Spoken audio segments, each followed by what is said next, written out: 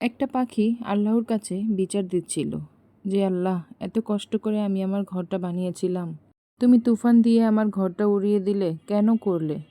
তখন আল্লাহ উত্তরে বলল, তুমি যখন ঘুমাচ্ছিলে তখন একটা সাপ তোমার ঘরে ঢুকেছিল তোমাকে খাওয়ার জন্য, তাই আমি তুফান দিয়ে তোমার ঘরটা উড়িয়ে দিলাম।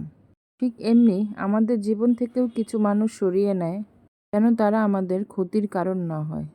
আলহামদুলিল্লাহ, আল্লাহ পাক উত্তম পরিকল্পনাকারী। আসসালামু আলাইকুম। লাইফ ক্যাপচার আপনাদের সবাইকে স্বাগতম। কেমন আছেন আপনারা সবাই? আমরা সবাই আলহামদুলিল্লাহ ভালো আছি। চলে এলাম বরাবরের মতো নতুন আইটি ব্লগ নিয়ে। আশা করছি শেষ পর্যন্ত সবাই সাথেই থাকবেন। দুপুরে রান্নাবাড়া এবং খাওয়া দাওয়া শেষ করে বের হয়েছি ভোলা শহরটা ঘোরার জন্য।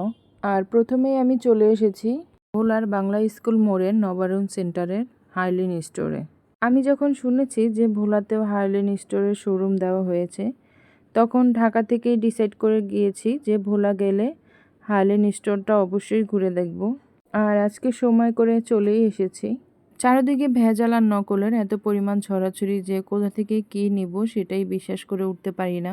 আমার বিশ্বস্ত কয়েকটি প্রতিষ্ঠানের ভিতরেই একটি নতুন যোগ হয়েছে হার্লিন স্টোর। এখান থেকে আমি নিজ সন্দেহে কিছু কেনাকাটা করতে পারি।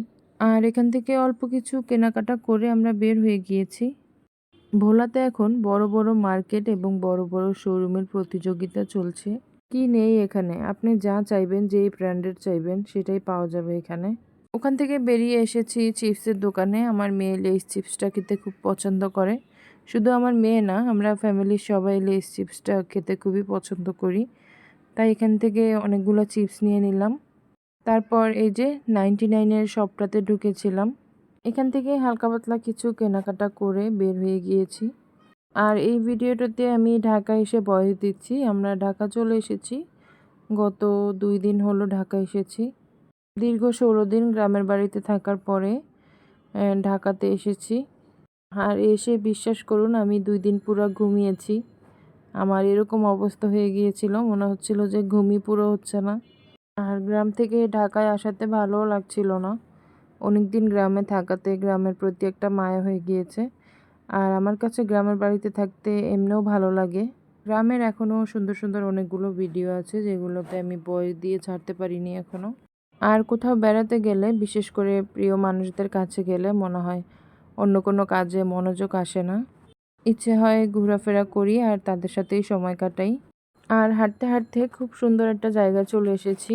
এটা হচ্ছে ভোলা জেলা পরিষদ কার্যালয়।